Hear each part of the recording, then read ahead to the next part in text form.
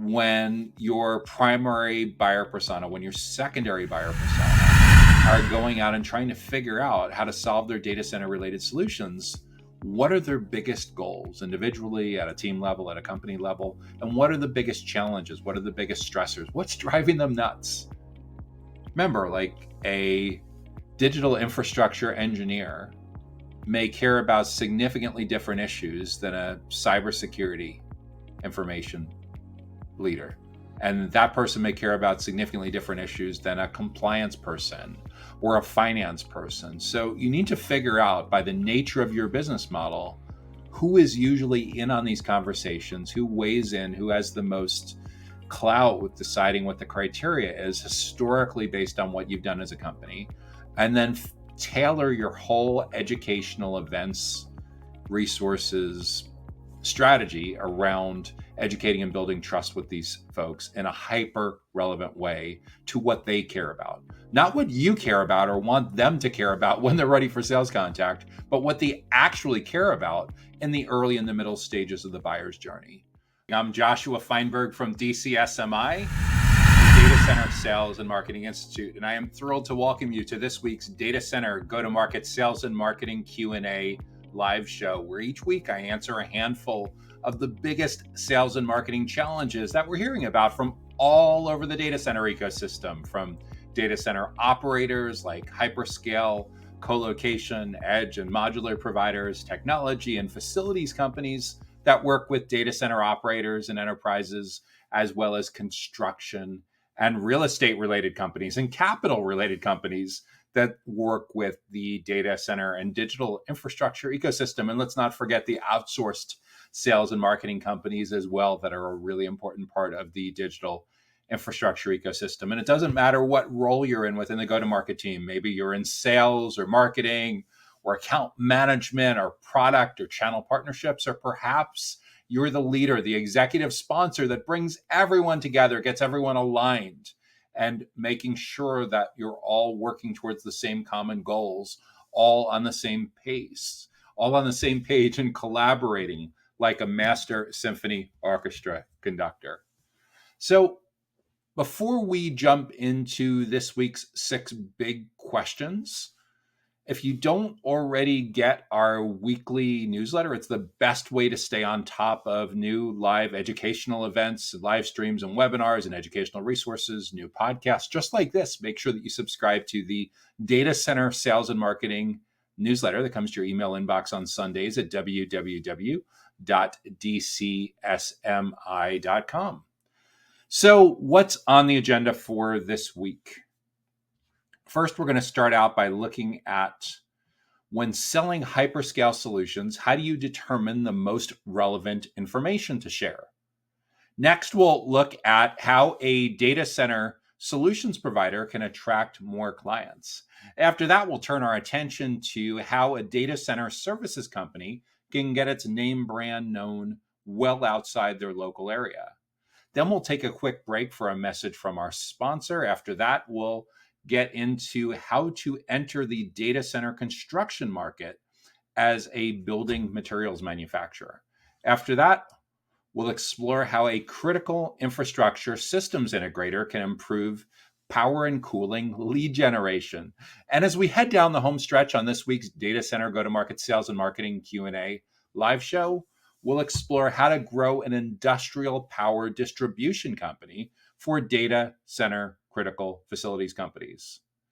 Make sure to let your colleagues, coworkers, the entire ecosystem know about this week's live show by hitting the like button. Also, if you have an idea for a future challenge, a future question that you're grappling with that you'd like us to consider answering on an upcoming show, make sure to leave that right in the comments. So first up, what do we got? When selling hyperscale solutions, how do you determine the most relevant information to share?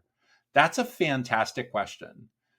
And it really depends what the nature is of what you sell as far as hyperscale solutions. Typically, when most people talk about selling hyperscale solutions, it's usually because they work for a data center operator. But there's companies that sell technology and facilities type of products and services. even construction and real estate, that are directly related to hyperscale, that also have their own issues around determining the most relevant information to share. But the most common use case where someone's working on go-to-market sales and marketing strategy for selling hyperscale solutions is a data center operator. Sometimes all they do is sell hyperscale. Sometimes they sell both hyperscale and more retailish kind of co-location and a bunch of other managed services related to that. But we're going to focus primarily on a data center operator here in this particular case that sells pure hyperscale solutions. So how do you determine the most relevant information to share? There's a couple things that are going on with that. One is the better job you can do with narrowing down who the hyperscale buyers is, which, if we're being practical about it, could be as few as a couple dozen companies. Maybe if you're really stretched the definition, it's a couple hundred companies. But the more crisp you are about where you've been most successful in the past, what kinds of hyperscalers are dominating your case studies page, that are providing the most economic and strategic value to your company, that get the most value from working with your company. The more precise you can be on that definition of who that hyperscaler is, the easier everything becomes. So at the minimum, we want to know geographically where these companies are located, because, of course, depending on where you're located, where your facilities are located, governance and regulation and compliance and certification issues can come up that are unique to that geographic region.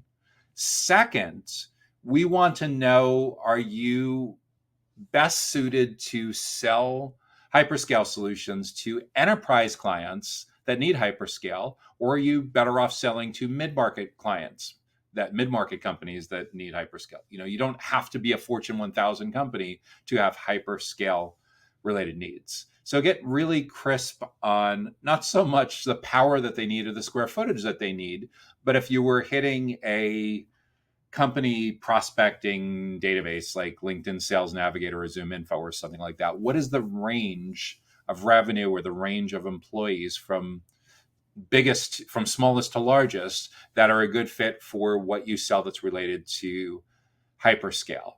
In other words, what company is so small that it's unlikely that it's going to be profitable for you to work with them and they won't be able to afford your minimums? And is there an upper end of range where the company could be so huge that they're just kind of, if you're being self-aware, I don't want to say out of your league, but the sales process may be too complicated, the financial regulatory requirements may be too complicated, and there's more of a sweet spot like Goldilocks, not too big, not too small, where you've done best in the past. I don't know. That's up to you to figure that out. That's your job in getting to product market fit and getting to go to market fit. Your case studies, your logo should help tell that story. But yeah, be self-aware of where they're located, what their company size is, and the nature of their business model. In other words, are there highly regulated industries that need this hyperscale where you've done especially well, or where you just haven't been able to fill these gaps? So what comes top to mind are things like financial services, healthcare, government, education, any areas that are where the intersection of highly regulated needs and hyperscale could become an issue, where either you have a strength or a potential weakness or a gap in your product roadmap. So once we have your ICP, once we have your ideal client profile well defined, from there you can build out a target account list of the companies, the hyperscalers, that you want to be able to get your most relevant information to share in front of. And then we need to figure out within those companies, who are the stakeholders that matter most to their buyer's journey and your sales cycle. And again, this is largely going to be looking at your historical among your logos, among your case studies and your CRM, the kinds of stakeholders that have been involved in these conversations, the kind of decision makers that have been involved in these conversations at various stages of the life cycle. So once you have clarity on that, you can designate the most important stakeholder as your primary buyer persona, the second most important category of stakeholder that's involved in researching and comparing and evaluating your hyperscale solutions. The second most important category of stakeholder would be a secondary buyer persona. Maybe there's a third category as well, a tertiary buyer persona, and there may even be a negative buyer persona, the kind of stakeholder that if they show up, like the skull and crossbones warning signs come up that, hey, this person is not on your side. So once we have that in mind and we've prioritized who the most important kind of person is within those accounts that we need to educate and build trust with, then we're in a good position to look at the consensus on what that person cares most about, becoming extremely empathetic, extremely customer centric, extremely client centric. So we get clarity when we look at a cross section of 5, 10, 20 people in each of those segments. What are their biggest goals that they need to accomplish that are relevant to your hyperscale solutions, both individually, as a team, as a department, as an organization? What are they working on that they need to get right?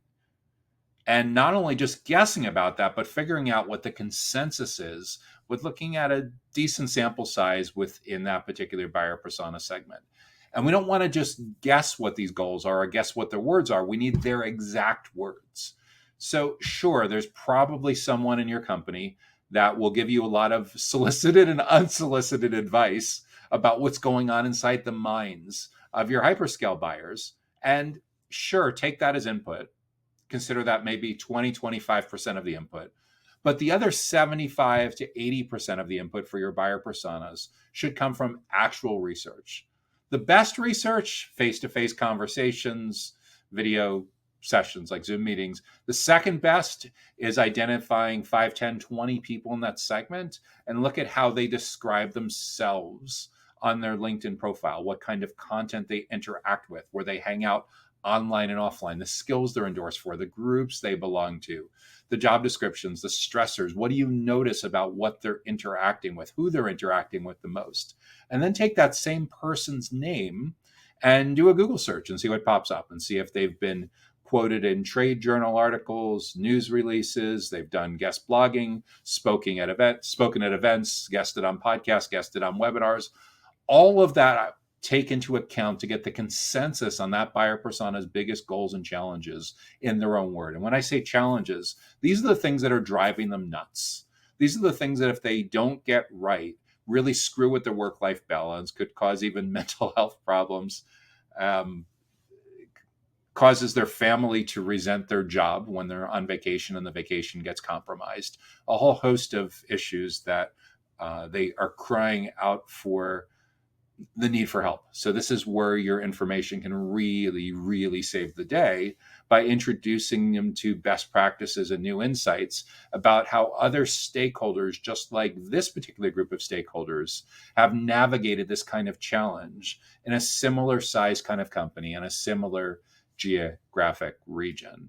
So take that into account, their biggest goals and challenges, use that to build a content calendar, an editorial calendar, a topic calendar for educational events, and then do the same exact exercise for the secondary buyer persona, the second most important kind of stakeholder that shows up on the decision committee. And perhaps there's even a third kind of stakeholder. A lot of times with data center operators, a secondary or a tertiary buyer persona may be a channel partner, like an integrator or a consultant or a managed service provider, an MSP or a master agent or something like that, indirect. So with that in mind, once we have the consensus, that's how you decide what's the most relevant information to share. Is that we need to have extreme empathy about what our most important, our primary and our secondary buyer persona are trying to achieve in their job, both on an individual level, as a team, as a department, and as a company. And we also need to know the biggest challenges related to hyperscale, related to digital infrastructure that are driving them nuts. And once we have that, it's much easier to come up with a content and event strategy that grabs them by the virtual shirt collar when they're scrolling through their LinkedIn feed or their YouTube feed or looking at search results or something like that, and pulls them in to want to learn more. What we also need to be super aware of is today's hyperscale buyer is researching and comparing and making their decisions very differently than a hyperscale buyer did 10 years ago. And it's not just a matter that there's power density issues and AI and high performance compute. Sure, that stuff all matters. However, the one change that a lot of data center operators are completely overlooking is the self-driven buyer's journey. What does that mean? 10 years ago, hyperscale buyers would be willing to spend time with someone or someones from your sales team when they're about halfway through their research and decision-making process. About 10 years ago, the number that was widely cited was 56% of a typical buyer's journey was over before sales contact and vendor contact. That was research originally done by CEB, the corporate executive board, that's now owned by Gartner. At the time, they had done this research with Serious Decisions and Salesforce. Fast forward 10 years ahead with digital transformation, a lot of baby boomers retiring, a lot more Gen Z and millennials getting elevated into decision-making roles, millions of people working from home for the first few years of the 2020s.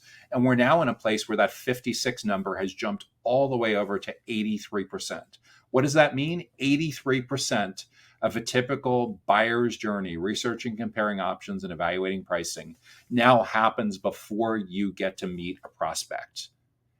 The game is 83% over before you're even allowed into the stadium to compete, to win that business. And that's brutal for a lot of traditional marketing and sales teams that haven't adjusted their playbook much in recent years. But it also opens up a tremendous opportunity for those sales, marketing, go-to-market teams that are paying attention to what's actually going on and are flexible enough and realistic enough to adjust their strategy. What's the strategy change that needs to happen? Well, your prospects and clients need to see your client-facing team no longer by their traditional job roles, no longer focused on just a transaction or booking a meeting.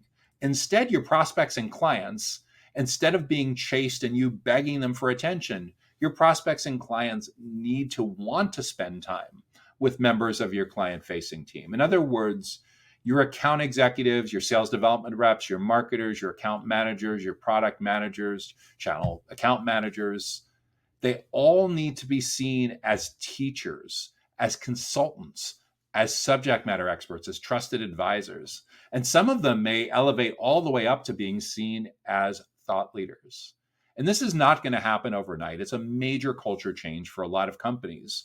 But if you don't do this, there will be other individuals and other companies in there throughout the early and middle stages of the buyer's journey that are educating and building trust with the prospects and clients that you want so badly. However, the ones that are in there early and often are the ones that are going to frame the criteria by which they evaluate everyone else. So when you're able to get in there early and often, so you can be in on as many of those 28 touch points between complete stranger and purchase decision throughout awareness to consideration and consideration to decision. When you get in early, you get to frame the criteria by which they judge everyone else. By staying with those prospects and clients throughout their full buyer's journey and continuing to educate and build trust about what's top of mind for them, you're nearly guaranteed to earn and stay on the short list. In some cases, what will end up happening is the more time they spend with you, the less interest and time that they'll have in spending with anyone else. So you'll start to knock other companies, other competitors off of the short list. And what you may discover in many cases, when you do this exceptionally well, by the end of the buyer's journey, when they hit that 83% point, when they're at the decision stage and ready to talk about a sales context, you may discover that you are the last team standing. This is incredibly impactful, but it doesn't happen overnight. And for a lot of clients, there are a lot of companies, there are a lot of limiting beliefs and cultural forces and things that are just plain sabotaging these teams. In a lot of cases, the paid media versus earned media versus owned media, the ratios are completely whacked out of existence for how your buyers want to engage with a company like yours. So at the end of the day, if you're serious about selling hyperscale solutions and determining the most relevant information to share, consider how crisp you are about your definition of your ideal clients, your ideal client profile, how locked in you are on your target account list, how deep and relevant and recent your customer insight research is on your primary and secondary and perhaps your tertiary buyer personas, and how good of a job is your team showing up in such a way that your client-facing team are no longer seen by their traditional job titles, but instead are seen as the be-all, end-all experts when it comes to anything and everything having to do with hyperscale solutions in your geographic regions for companies at this size in these kinds of business models for these particular stakeholders. The better job you do with that, the more you will freeze out other noise that is trying to vie for their attention. And the better job you do with educating and building trust, the more it is a game-changing impact on how your company grows its pipeline, grows its client list, grows its revenue, and ultimately retains and lands and expands with those kinds of hyperscale clients that you want the most. Next question up. How does a data center solutions provider attract more clients? How does a data center solutions provider attract more clients? That's a great question. So we first need to know what kind of clients you actually want to attract. And the way we're going to get more specific about who those clients are is we're going to look at where you've done the best in the past. Typically, that would show up in case studies. It would show up in the logos on your website. It would for sure show up in your CRM under deals that are closed won, WON, and where anecdotally you're seeing the best success. From a unit economic standpoint, talk to your CFO. What kinds of clients does your CFO love to see you bring on all day long? Once you get clarity on that, it's a lot easier to define geographically where these folks are located, how big or small their companies are, with specific guardrails around like employee headcounts, and perhaps business models or industries where these companies are located in. So once we're super specific about that, from there you can build your target account list. From there you can decide what your approach is going to be to designing, creating, publishing, and promoting, distributing educational resources, educational events that are most important for those kinds of clients that you're trying to attract. And you're really not trying to attract the company. You're trying to attract the most important individuals within those companies that have the most significant role in deciding how their company researches and compares and evaluates different kinds of data center solution providers. So once you know where they're located, their company size, their industry, then the part of the hard work is figuring out who is most likely to be on those decision committees to have the most productive working relationship throughout the full journey, from lead to opportunity, opportunity to client, client to promoter, long-term promoter that helps to fuel more positive word of mouth and lands and expands over time. Cross-selling, upselling, customer marketing, great account management, all that good stuff. So to attract more clients, we first need to get really specific about who they are at a company level, who the individuals are that are involved, and then those individuals, what do they care most about? When your primary buyer persona, when your secondary buyer persona are going out and trying to figure out how to solve their data center related solutions, what are their biggest goals individually, at a team level, at a company level? And what are the biggest challenges? What are the biggest stressors? What's driving them nuts? Remember, like a digital infrastructure engineer may care about significantly different issues than a cybersecurity information leader. And that person may care about significantly different issues than a compliance person or a finance person. So you need to figure out, by the nature of your business model, who is usually in on these conversations, who weighs in, who has the most clout with deciding what the criteria is historically based on what you've done as a company, and then tailor your whole educational events, resources, strategy around educating and building trust with these folks in a hyper relevant way to what they care about. Not what you care about or want them to care about when they're ready for sales contact, but what they actually care about in the early and the middle stages of the buyer's journey. And that's a big cautionary note as well. It's really important to understand that the self-guided, the self-driven buyer's journey is now the predominant buyer journey when it comes to anything and everything related to digital infrastructure. What this means is your best prospects and clients are now spending most of their buyer's journey, most of your sales cycle without you.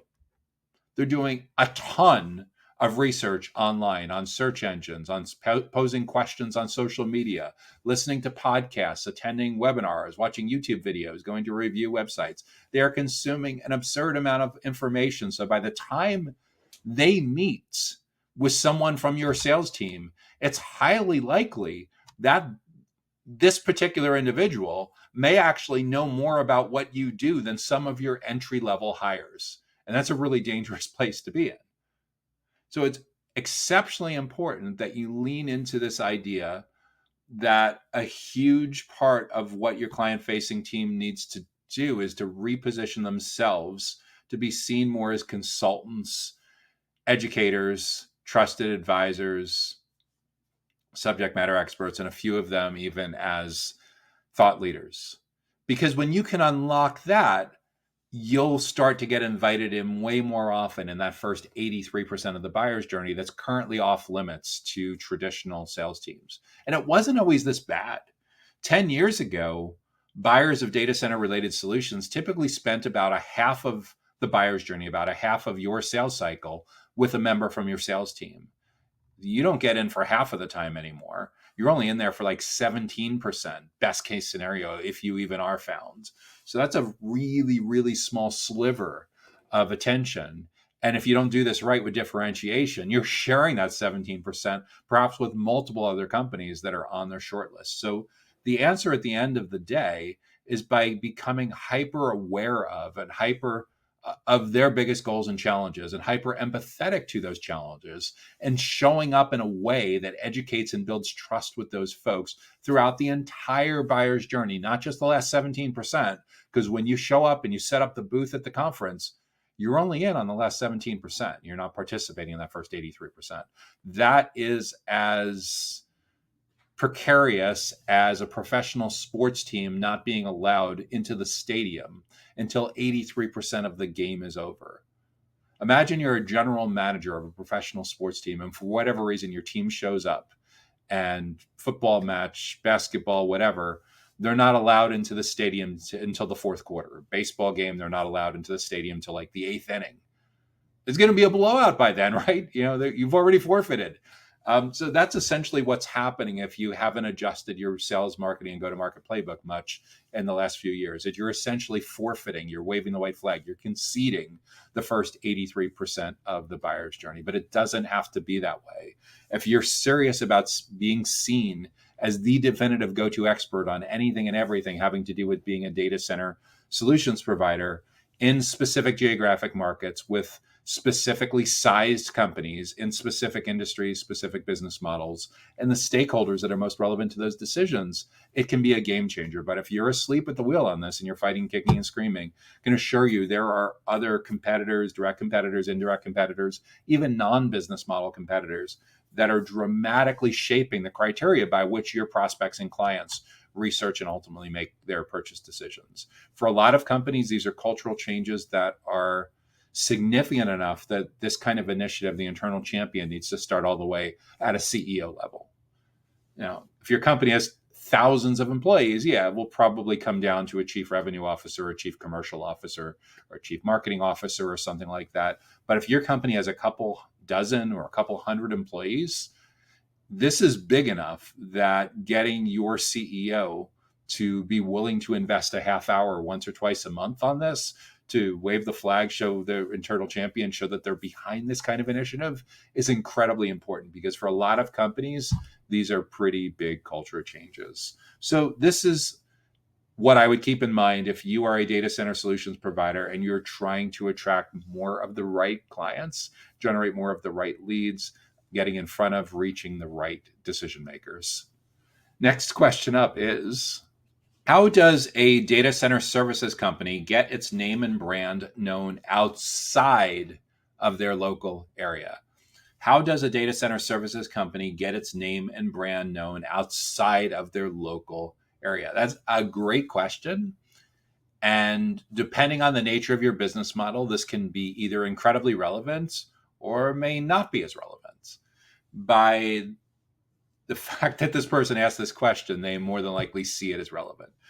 A good way to think of it is data center operators, let's say a co-location data center operator, typically need two different kinds of sales, marketing, and go-to-market playbooks at the absolute minimum. But at a high level, there's usually a playbook that's local or hyper-local That's targeting people that can drive to your facility within a 30 or 60-minute drive of your facility.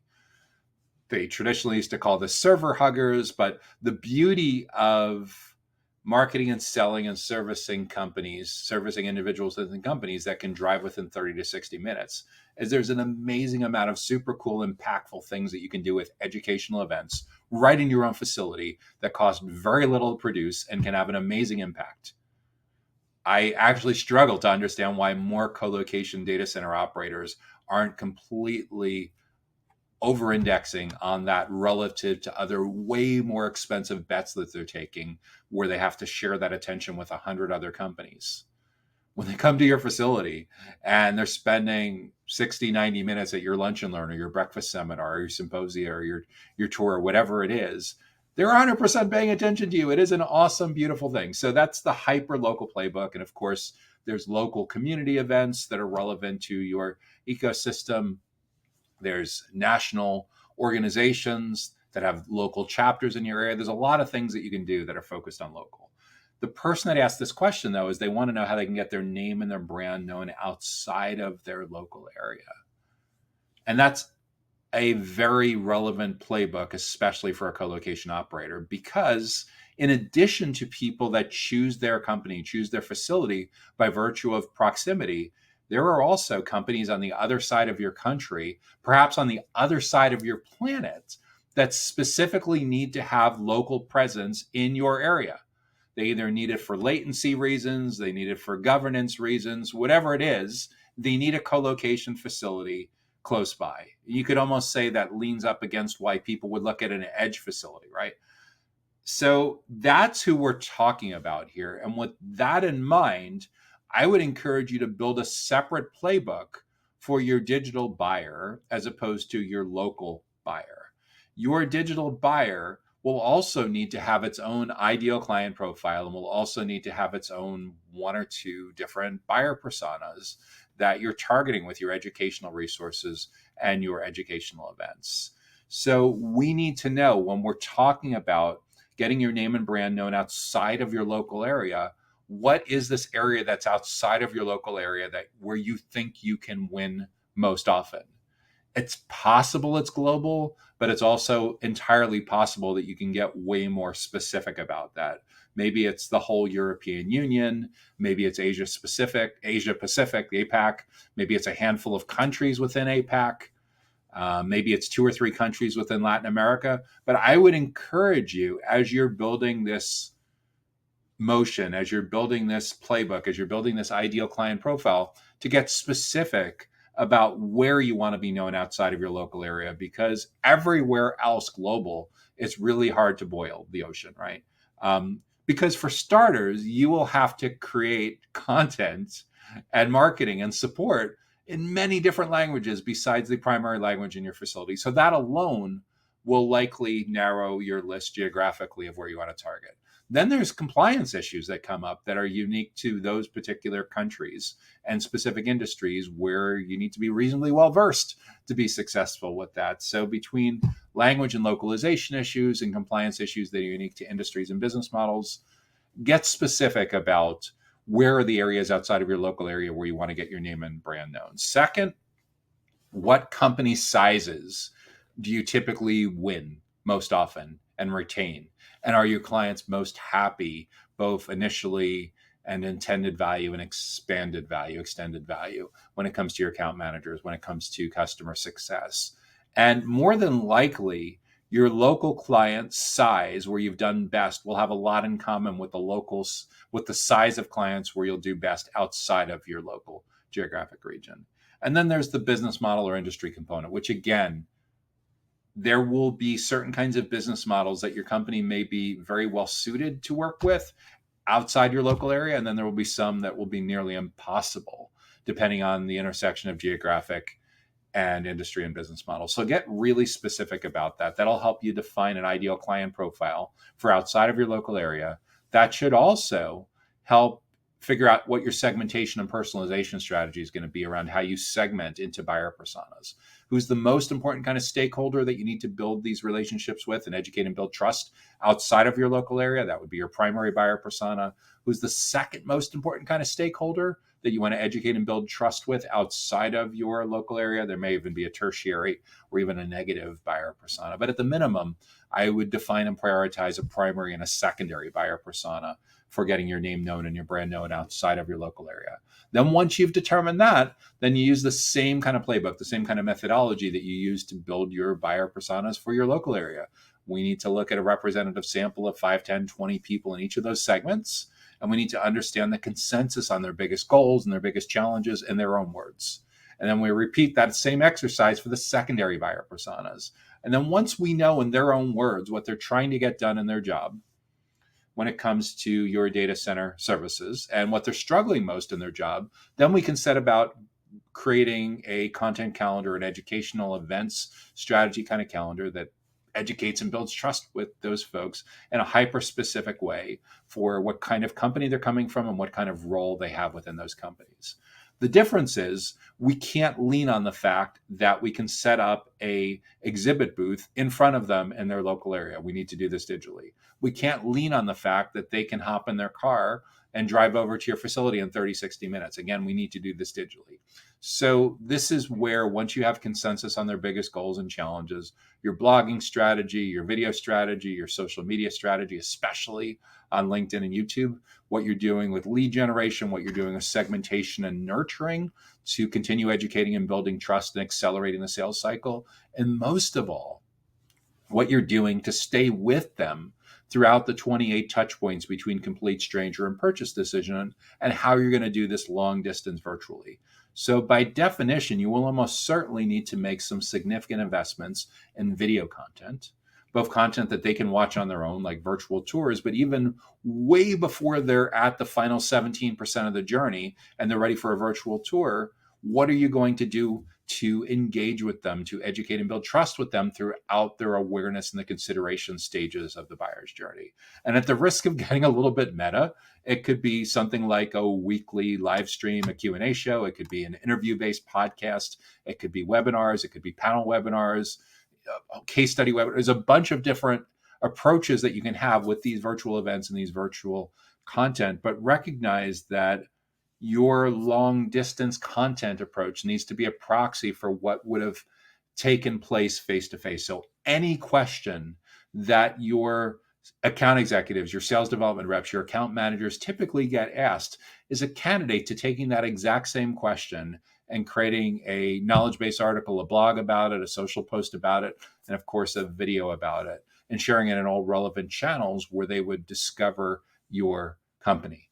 So if you're starting to get the impression that content and educational events are incredibly important for getting your name and brand known outside your local area, you are for sure getting the right impression, because just like in your local area, the self-driven buyer's journey, where 83% of the research and decision-making is over before they're ready to talk to you, is an even bigger deal, because you can't compensate for shortcomings in that strategy with face-to-face conversations. Almost everything is going to happen in a self-service or one-to-many type of virtual event context.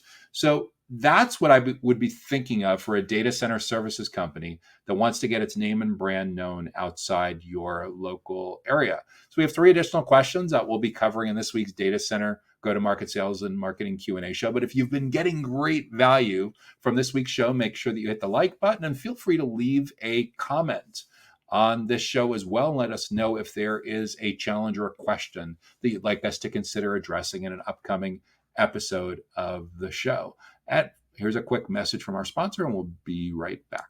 The Data Center Go-to-Market podcast is sponsored by DCSMI, elevating the role of sales, marketing, and go-to-market GTM professionals in the growth of the data center industry.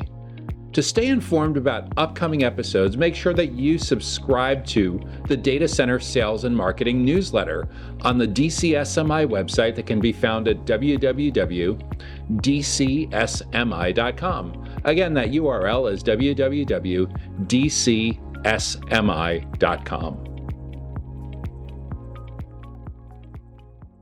Hey there, it's Joshua Feinberg from DCSMI, the Data Center Sales and Marketing Institute. We are all about elevating the role of sales, marketing, and go-to-market professionals in the growth of the data center, the digital infrastructure industry. And you are watching our weekly live Q&A show, the Data Center Go-to-Market Sales and Marketing Q&A. Next question up is, how do we enter the data center construction market as a building materials manufacturer? Yeah, that's a fantastic question. And the first place to start is to get really specific about what kinds of companies you want to sell directly to versus indirect. Because when it comes to construction projects, there's general contractors and there's dozens of other categories of companies that are typically involved. So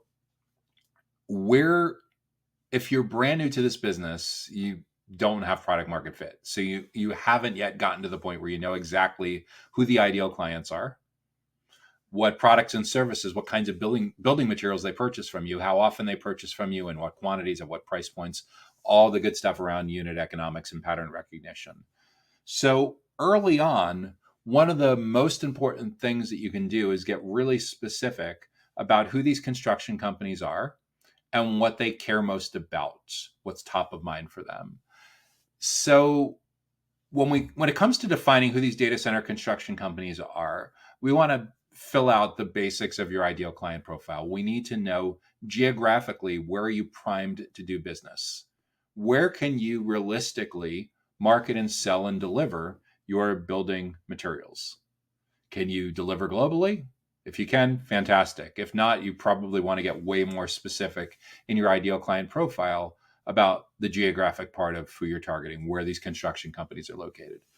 Second, I would encourage you to get specific about the company sizes that are a great fit for you. In other words, is it cost effective for a really small construction company that works on one project at a time to buy building materials from you? Or is there a certain company size, a certain number of projects, a certain number of revenue, a certain head count that they need to have to meet your minimums? Conversely, at the extreme upper end of the range, is there a construction company size that's so large that the financial burdens, the length of the sales process, the political hurdles you'd have to jump through, all of that stuff becomes too much of a burden? And then you eventually come to the conclusion, usually, that there's a certain range of company size that's a particularly good fit for you that you want to target. Then there are also maybe things that come up that are unique to the kinds of projects that construction company engages in when it comes to the specific industries. Are they really good with healthcare? Are they really good with operators? Are they really good with enterprise financial services data centers? Again, that's going to come from just more iterations, more reps, more getting into these conversations, because that's what the goal with all of this is, to accelerate your path to product market fit. But if you want to be able to enter the construction market for a building materials manufacturer, get really specific about who the companies are. Second, use that information to build a target account list of the construction companies that you want to build relationships with, that you want to educate and build trust with. And this could be as simple as using a database like LinkedIn Sales Navigator or ZoomInfo, or using some listicles from trade publications, or just simple Google searches to manually compile a list of probably a couple dozen construction companies. It could be a couple hundred construction companies, depending on the nature of how expansive your territory is that you are selling to. But a lot of this is figuring out whether you need to be selling to specialty contractors or general contractors, and the nature of who they are, where you can win the best, what lines up the best with your unit economics. And then within those companies, who's the best kind of contact person that you want to be building a relationships with, that you want to earn your way into and educate and build trust about all the issues that are tangential or adjacent to the decisions that go into deciding where they're going to buy building materials from. So for a lot of companies that haven't touched their playbook much in years, this may be a relatively new concept. But the way we get dialed into who these people are and what they care most about is we do something called buyer persona research. What buyer persona research means is we, and especially with entering a new market, you don't know what you don't know, but you have a best guess as to who you think the most important kind of stakeholder is going to be in these decision-making processes. And then you probably have a best guess of who the second most important kind of stakeholder, the secondary buyer persona is. And then we need to talk to, ideally, or at the minimum study, 5, 10, 15 people in each of those two segments and try to get the consensus on what their biggest goals and challenges are when it comes to anything and everything having to do with building materials that go into major data center construction projects. So when we know the consensus on their biggest goals and their biggest challenges in their own words, it becomes much easier to align all of our playbook, our sales and marketing messaging, everything that we're doing around that approach. Like even your website, don't bother doing much with creating messaging for copywriting for your website until you've nailed exactly who they are, what they care about in their own words. And there will inevitably be a minimum of 2 different kinds of stakeholders that you'll be selling these building materials to. There's probably a construction executive. There's almost certainly a financial executive. There could be other people involved as well, depending on the nature of whether you're selling to specialty contractors or general contractors. Again, you'll figure that out over time, but we need to get really dialed into at a company level where they work and what they do in these companies and what's top of mind for them, because that's the way that we're going to be able to show up in a way that cuts through the clutter, that differentiates, that gets them to stop and pay attention to what, because we don't want to show up as a vendor. The days of being able to be successful with showing up and just trying to beg for a meeting and pitch your stuff is done. Most companies in the data center ecosystem that are using that outdated playbook are really struggling now, because what's ending up happening is your buyers are spending so much time doing this self-directed research before they get to you that when you're elbowed out of these early and middle stage conversations and you only get to meet prospects at the absolute end, your competition has essentially done all the education and trust building in a way that your prospects and clients that you want the most badly are now heavily swayed towards the purchase criteria, the comparison guide, that other companies have laid out. So it's incredibly important to figure out a way for your experts within your company to get in early and often with the right people in the right places at the right time, and most of all in the right context, so you can get out of the vendor box. So they see you as way more than just an expert on building materials, but they see you as an expert on anything and everything that has to do with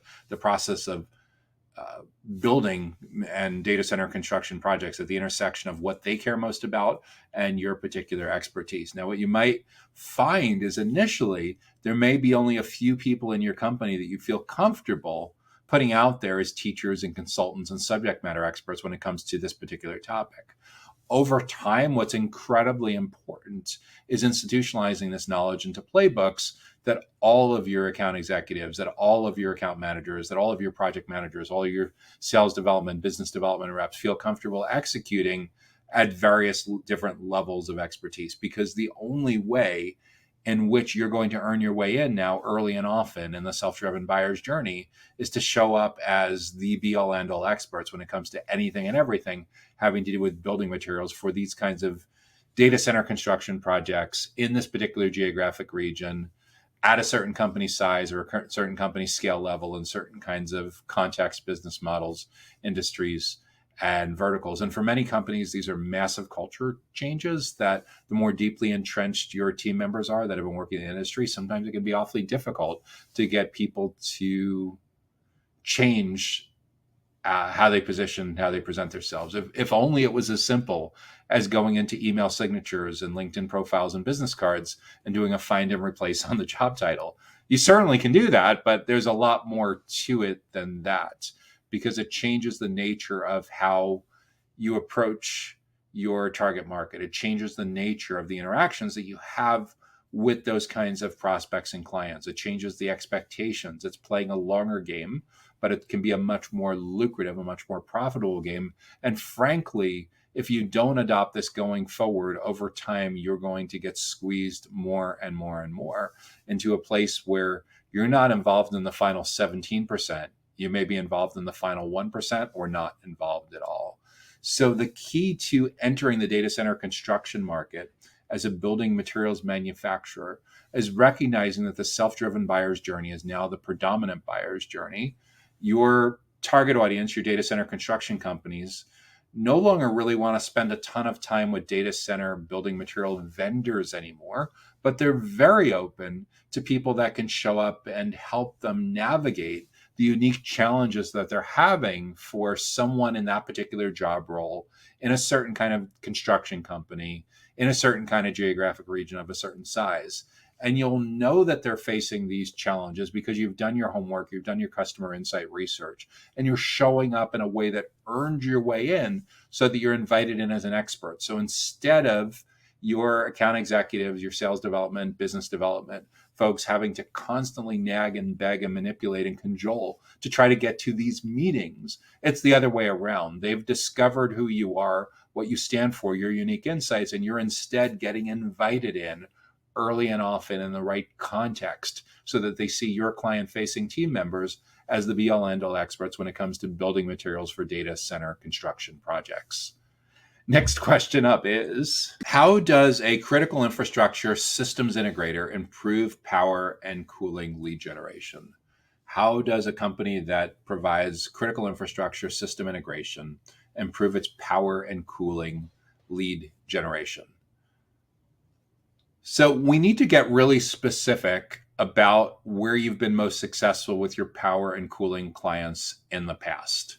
And that's usually going to come from looking at case studies, looking at testimonials, looking at your logos, looking at your CRM, your customer relationship management history, talking to your account managers, and understanding what kinds of power and cooling clients have had the most success with your company and why. Once we understand that, that will allow you to outline an ideal client profile that will be incredibly important for all of your lead generation. Your ideal client profile is going to outline where these companies are located. That's going to have a massive impact on how you create these lead generation offers to entice people to essentially trade what's on their business card for what's on the other side of the landing page so they can be nurtured and progress into sales opportunities. So we need to get really specific about where they're located, how big or small their company is, like how big of a company do they need to be to afford your minimums for your typical power and cooling sale, and at what point could they get so large that their needs may be on your current company's capabilities for what you can deliver for power and cooling clients. So where are they located? What's the minimum and maximum number of employees or amount of revenue or something like that that helps you narrow down in a much more targeted way where you want to be generating these leads from? And are there certain business models or there certain industries where you win most often? With that in mind, you should be able to build a target account list, account-based marketing of who these clients are that are most likely to need your power and cooling solution. There could be anywhere from a couple dozen to a couple hundred companies on there. In some really unique cases, if you're a big enough company, there may be a couple thousand potential clients that are on there. For most companies that are critical infrastructure system integrators that sell power and cooling, probably a couple hundred is the right number. If you're a smaller company and you're really focused on huge accounts, it may be a couple dozen. Once you have clarity at the company level, then we need to get clarity at the individual level. Who are the people that you need to build these relationships with, where you're going to educate and build trust with them about anything and everything having to do with data center power and cooling, critical infrastructure, power and cooling. And the way we identify who these people are is we look at historically who's been in on these client relationships, both early on, in the middle, and post-sale, where you've built these relationships over time. So your account managers, your case studies, again, your CRM will be really helpful with that. Once we've identified who typically are on these decision committees, who these stakeholders are, and we've prioritized the category of the most important and the second most important, a primary and a secondary, maybe there's even a third category of person that pops up that would be like a tertiary buyer persona. Once we do that, we need to do our homework so we understand in each of these segments what they care most about, what is going on in their professional lives that they potentially need help with from a data center system integrator from a critical infrastructure system integration firm like yours. So we need the consensus on their biggest goals and their biggest challenges. And the way we get that, most companies start by interviewing internal stakeholders within their company. It could be account executives, account managers that have been with your company forever or in this industry forever, or your executive leadership that have been in their roles forever. But I would caution you, this internal input from your own company is only maybe 20, 25% of the puzzle. The other 75, 80% of that customer insight research needs to come directly from their own mouths in their own words. The ideal way to do this is face-to-face or on a Zoom video or something like that. The second best way to do that, if you don't feel comfortable, you don't have access to that, is to identify 5, 10, 20 different people and study the heck out of what you can find about them in their social media and search footprint. In other words, like on their LinkedIn profile, how do they describe themselves? How do they describe what they're trying to accomplish in their job and what they're struggling with the most? When you look at the last 10 or 20 pieces of content that they have interacted with in their activity feed, what do you see? When you look at their skills endorsements, what's the consensus? When you look at what groups they belong to, what newsletters, who they follow, what is the consensus? And hopefully there is a consensus. If there isn't, if you can't find a consensus, you may not have found the buyer persona quite yet. But once we get that, it becomes much easier to create an educational content, an educational event strategy that allows us to spend significant amounts of time with those folks in the awareness and the consideration stages of their buyer's journey long before they're ready for sales contact or vendor contact. Because when we do this right, we earn our way in to get invited in onto their side of a table and their side of the table in a way that's extremely unique to today's marketplace today. So it used to be like 10 years ago, when it comes to like power and cooling, your sales team got to spend about half of the buyer's journey with your prospects and clients. In a self-driven, self-propelled buyer's journey, those days are long gone. We don't get to spend half of the journey anymore. We're lucky if we get to spend 15 or 20% of the buyer's journey. The latest numbers from Gartner shows that 83% of a typical journey is over before sales contact and vendor contact. That means 83% of their mind is already made up before they're willing to meet someone from your sales team. So doing things the way we've always been doing them is a recipe for disaster. We need to figure out a way to get in there early and often in a way that resonates with where they are right now, not where you want them to be in a couple of weeks or a couple of months, but where they actually are right now. And where most of these folks are right now is they're more than likely trying to learn about anything and everything that has to do with power and cooling for their critical infrastructure. And the better job that we can do with understanding exactly what those bullet points are, exactly what their goals are, exactly what's driving them nuts, and shows up in a way that adds value. So a person like that, in a company like that, in a certain kind of geographic region, specializing in a certain kind of industry, gets enormous amount of value from you sharing unique insights by seeing the pattern recognition that you and your company have experienced by working with similar stakeholders to these stakeholders for other power and cooling related needs. A lot of people make the mistake in this category of parroting or copying and pasting the vendor marketing collateral that they get from the companies that they represent. The problem with that is not only is there no differentiation because you're all saying the same thing, but it's completely tone deaf to what they actually want to talk about during most of the journey. And the reality is nobody needs you to read the website to them anymore. They just don't. They're doing so much researching, comparing options and evaluating pricing. They're doing so much homework before they get to you that there's a really good chance that some of these prospects and clients will show up knowing your product category better than some of your entry-level sales hires and some of your entry-level account managers. Take that into account when it comes to deciding who you're hiring and the amount that you're spending on upskilling and professional development. Because in order for your power and cooling clients to want to spend time with members of your client-facing teams, they need to see your team members as experts, as teachers, as consultants, as trusted advisors when it comes to anything and everything having to do with power cooling needs around critical infrastructure. And the better job you can be with doing that, the more likely it is that you'll earn your way into as many of those 28 touch points as possible between complete stranger and purchase decision. But if you take the default playbook of parroting just what you hear from vendors and showing up and doing these expos, you're pretty much going to be ignored during the first 83% of the journey. What that means is someone else is advising these prospects and clients on how they navigate these different options that are in front of them, how they compare these different options that are in front of them, the criteria that they use to evaluate your entire category.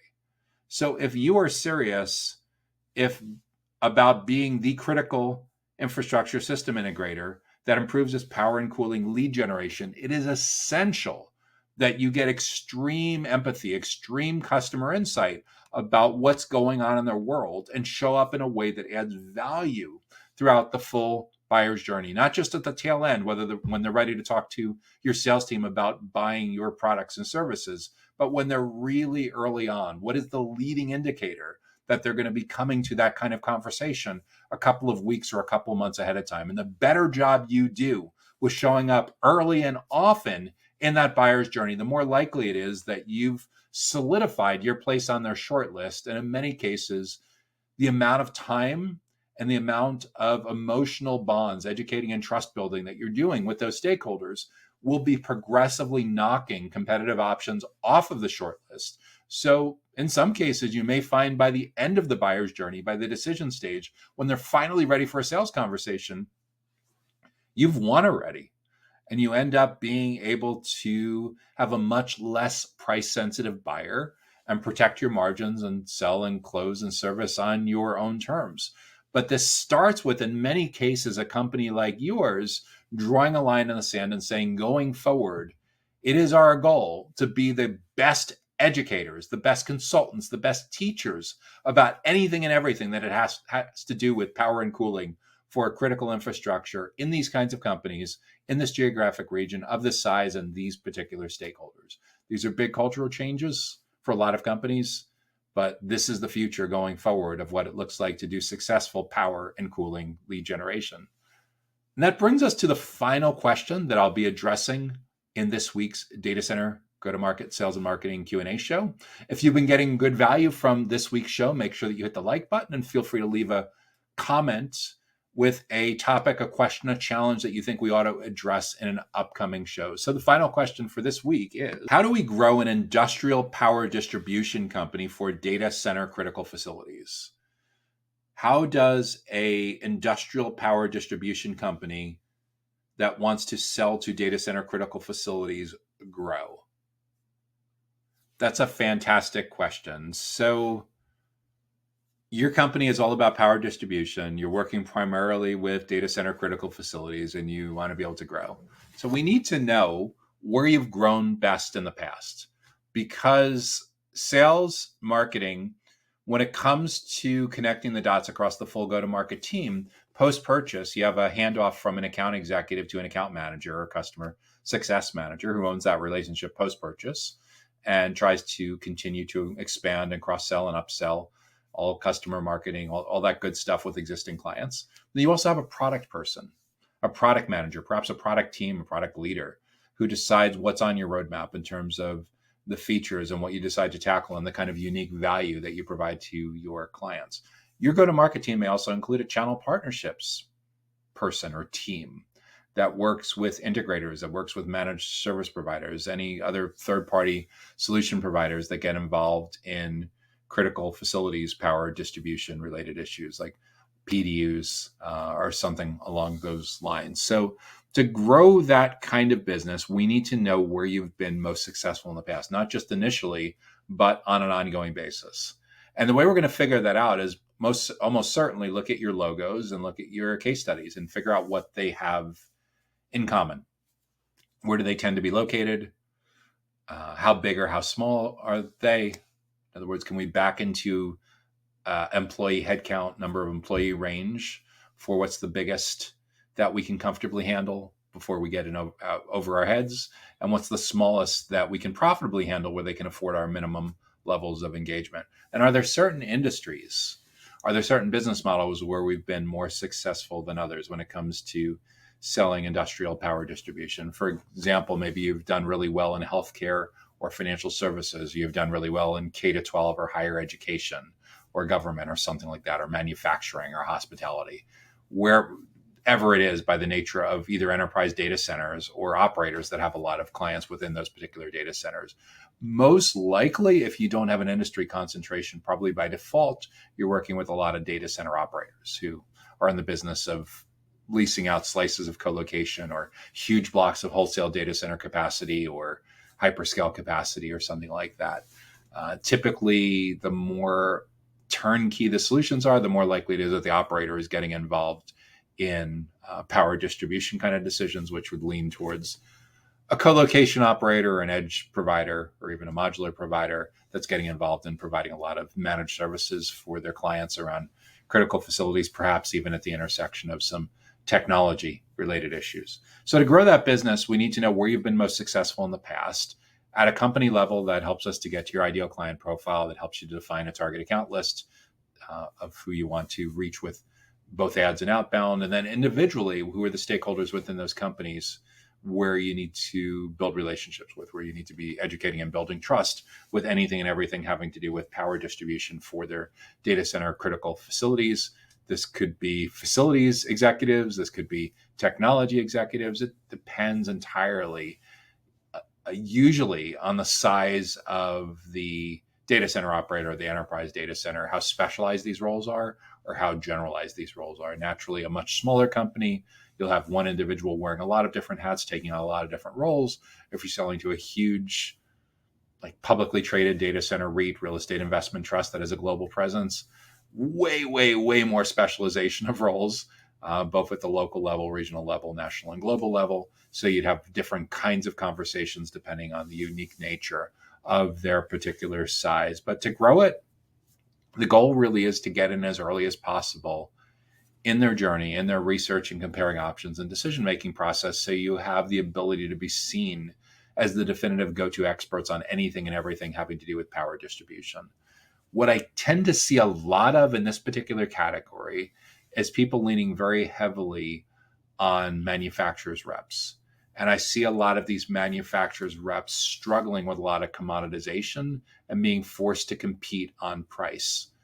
And what it largely all comes down to is there may be differentiation on the product and feature set, but there doesn't tend to be a lot of differentiation happening in the early and middle parts of the buyer's journey, which wasn't that big of a deal 10 years ago, but it really is a very big deal now.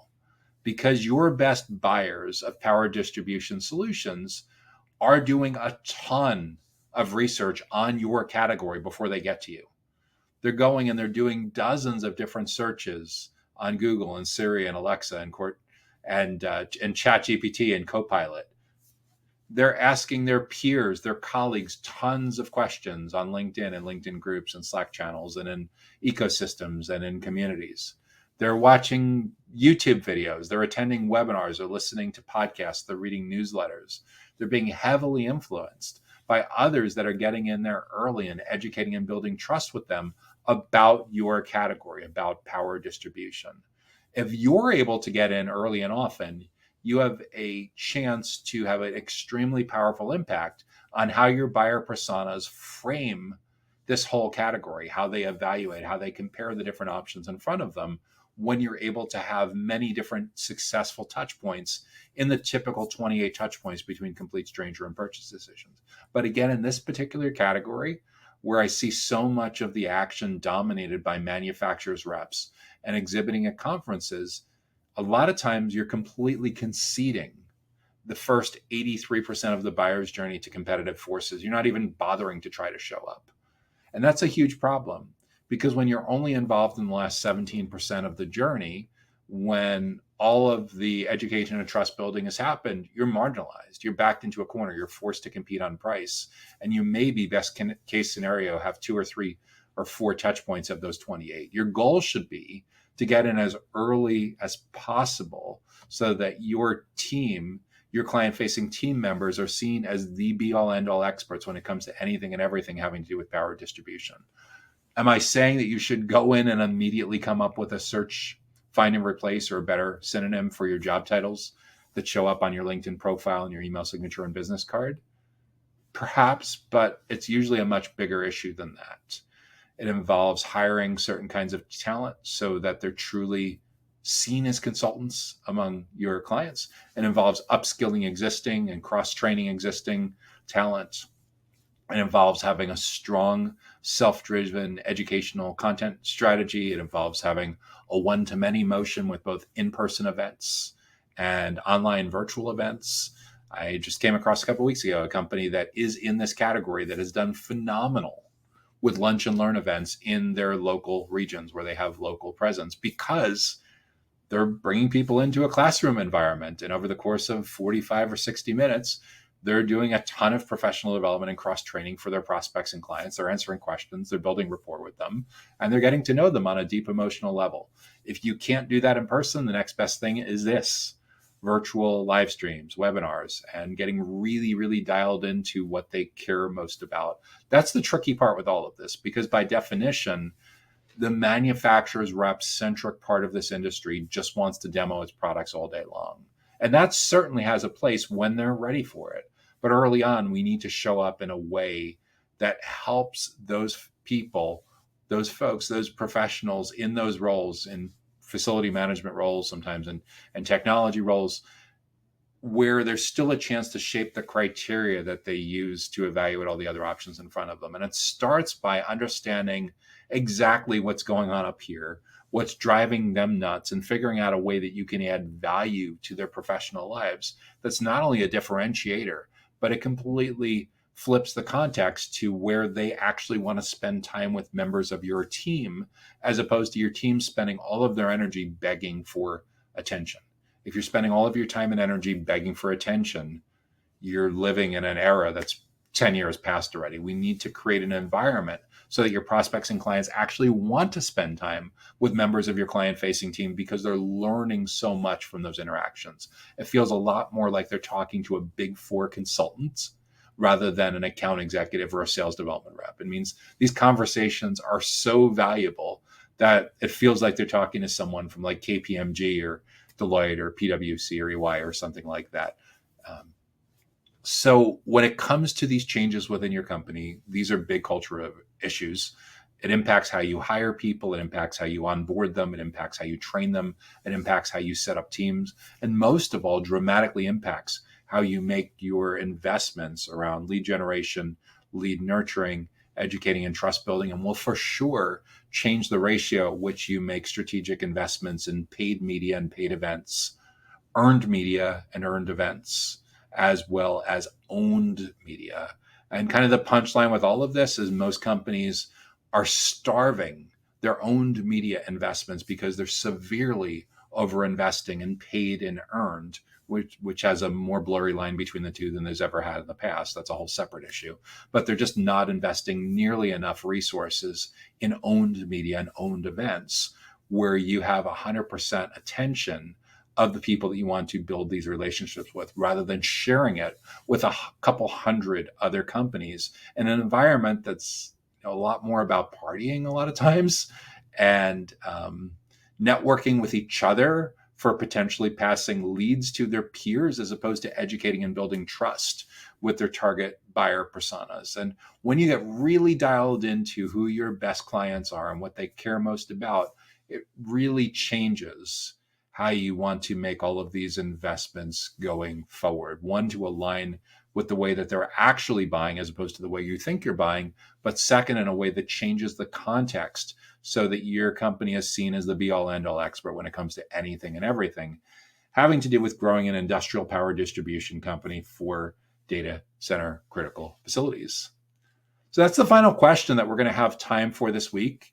In this week's Data Center Go-to-Market Sales Marketing Q&A show, I'm Joshua Feinberg from DCSMI, the Data Center Sales and Marketing Institute. We are all about elevating the role of sales, marketing, and go-to-market professionals in the growth of the data center industry to make sure that you stay up to date on new educational resources and podcasts and webinars, learning opportunities just like this, make sure you subscribe to our data center sales and marketing newsletter that comes to your email inbox on Sundays on our website at www.dcsmi.com. Until next time, I wish you great success in growing your influence, your team's influence, and your company's influence in the data center and digital infrastructure industry. Take care now and have a great week. The Data Center Go-to-Market podcast is sponsored by DCSMI, elevating the role of sales, marketing, and go-to-market GTM professionals in the growth of the data center industry. To stay informed about upcoming episodes, make sure that you subscribe to the Data Center Sales and Marketing newsletter on the DCSMI website that can be found at www.dcsmi.com. Again, that URL is www.dcsmi.com.